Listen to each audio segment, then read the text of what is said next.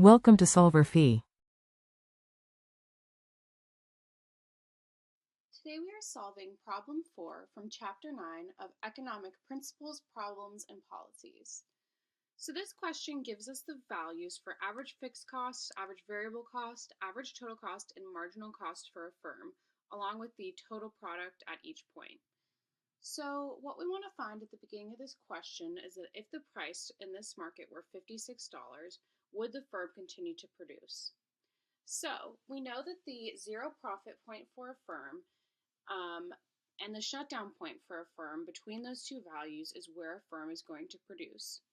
So the zero profit point is where the average total cost is equal to the marginal cost, or is also the minimum of the average total cost.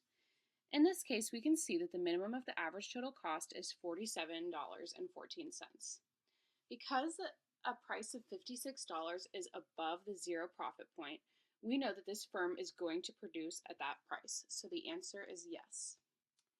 So where would be the profit maximizing output at a price of $56? So in order to find the profit maximizing output, we are going to first find the total cost and total revenue in order to find the maximum profit. So the total cost for this firm can be found by multiplying the average total cost by the total product. So we need to multiply average total cost by the total product. And this will give us the total cost at each unit. Now we need to find the total revenue. So we know that the total revenue at $56 is going to be equal to 56 times the total product. Finally, we want to find the profit at each unit. So the profit would be the total revenue minus the total cost. And as we can see, the profit maximizing output is going to be 8 units because the profit is maximized at $62.96 when we're producing 8 units. We would also like to find the profit per unit of output. And in order to do this, we are going to divide the maximum profit by the output at that profit point. So we know that the profit per unit of output at 8 units of output and a profit of $62.96 is going to be $7.87 per unit of output. Now we're going to repeat this analysis with a price of $41. So we know that the zero profit point is where the average total cost is at its minimum, which here we know is $47.14.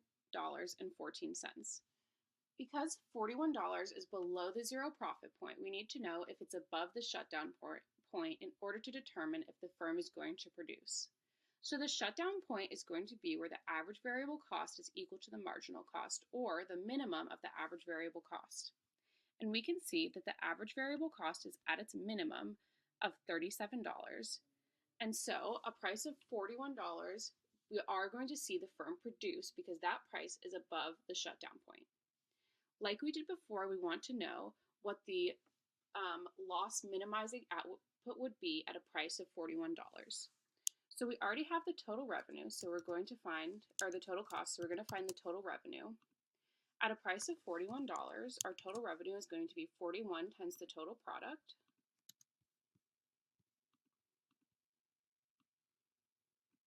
And then we need to calculate our loss. And we know it's going to be a loss because they're producing below the zero profit point. So our loss is going to be our total revenue minus our total cost. And we can see that the loss minimizing output is going to be at a loss of negative $39, which happens to be at a total product of 6 units.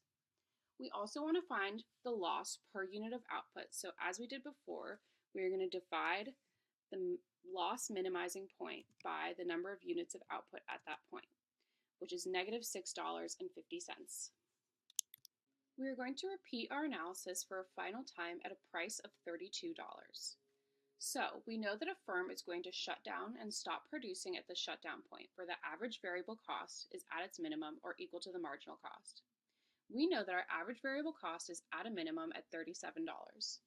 Because the price is $32 and is less than the shutdown point, the firm is not going to produce at a price of $32.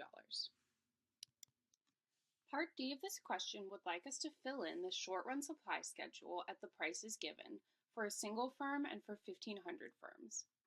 So they are given us prices of 26 to 66, and it wants us to find what quantity would be the profit maximizing or loss minimizing quantity, what would be the profit or loss at that quantity, and what the quantity would be for 1,500 firms in the industry. Up here, I've copied over the total product and the total cost at that quantity that we calculated above. What we want to do is calculate the profit at each price at each total product. So first we're going to copy all of the prices from the cost schedule and transpose them over into this table. Now that we have all the prices at the top, what we're going to do is find the profit at each price at each quantity. So what we want to do is multiply the price times the quantity, and that gives us our total revenue, and subtract from that value the total cost. So there we have the profit at $26 in price and 1 unit. In order to move this formula to fill out the rest of the table, we need to make a few things constant. So we know that for the rest of this column, we're going to want to keep this price in the same place. So we're going to lock in where it is, but we know that we want it to move over columns, so we're not going to lock in the column value. We also want to keep the price constant, so we're going to lock in the price column, but not the product column, but not the product value, because that needs to move as well. Finally, we're going to lock in the total cost column, but not the total cost value, because that needs to move as well. So as we can see, when we drag this formula down and click it here, we can see that we're multiplying the price times the total product that we desire, as well as the total cost at that total product number. So make sure you check your work when you're dragging formulas around to make sure that they're all accessing the columns and rows that we want it to. Now we want to drag this formula to the side at all of our prices and check our work. Make sure that we're multiplying the price that we desire by the total product and the total cost at that product. And it looks like we've done it correctly. So now what we want to find is the profit maximizing or loss minimizing quantity for each price. We know that the shutdown price is $32. For a price of $26 and $32, we're not going to produce any output. And we're also not going to have any profit or loss. This holds true for all of the firms in the industry. Now that we're above our shutdown point, we're going to be minimizing our loss because we've not yet hit our zero profit point, which is $47.14. So at $38, we want to minimize our loss. So the minimum loss here appears to be negative $55, and this is at a total product of 5. So at a total product of 5, our profit is negative $55. At 41, we are also still minimizing loss. And we can see that our minimum loss is at negative $39 and a total product of 6.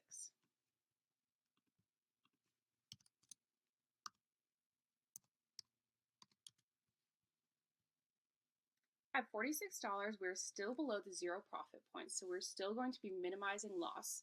And as we can see, our minimum loss is at negative $7.98 and 7 units of output.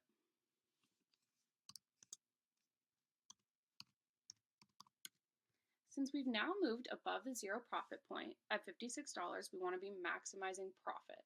So as we can see, our maximum profit here is $62.96 and 8 units of output.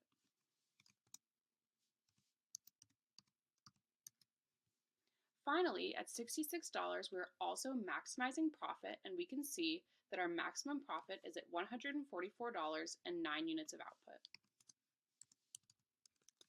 So now we want to find the quantity for the 1,500 firms in the industry, and this is as easy as multiplying the quantity at our profit maximizing or loss minimizing price or level of output times the number of firms with this 1,500. So this value is equal to 1,500 times the single firm's quantity.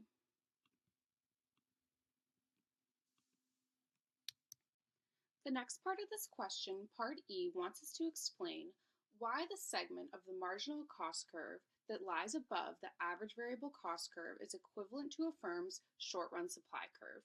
And in order to explain this, we're going to look at it graphically. So here is a plot of a firm's marginal cost curve that looks like this.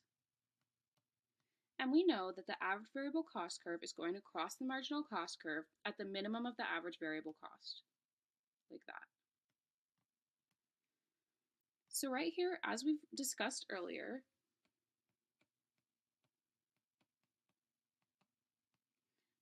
where the marginal cost curve crosses the average variable cost curve is the shutdown point, or where a firm is going to stop producing units. So because this is the shutdown point and the firm is not going to supply anywhere below this, we can see that any area above the average variable cost curve on the marginal cost curve is actually going to be the firm's supply curve.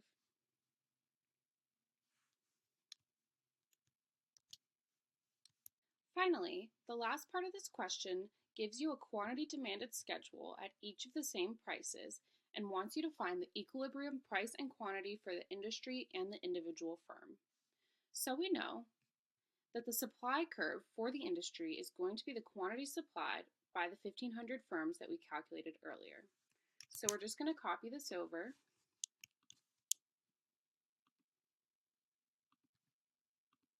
And here we have the quantity demanded and the quantity supplied in the industry. It's easy to find the equilibrium price because we can see that at a price of $46, the quantity demanded is equal to the quantity supplied. So the equilibrium price for the industry and for the individual firm is going to be $46. The quantity supplied is going to be 10,500 for the industry, and the quantity supplied for a single firm is going to be where we saw that quantity earlier. And you can see that at a price of $46, the quantity supplied by a single firm is 7. We also know that the loss incurred at a price of $46 for a single firm is negative $7.98. But we don't know what the loss for the entire industry is. So in order to do that, we are going to multiply the number of firms, 1,500, times the loss for an individual firm. And here we've calculated that the entire industry loss is going to be negative $11,970. Ultimately, is this industry going to contract or is it going to expand? Well, because the firms are all operating below the zero profit point, the industry is going to contract because they are not making a profit. They are only continuing to produce because it is more expensive to shut down than to continue to produce. And because they are not above the zero profit point, it's going to lead the entire industry to contract.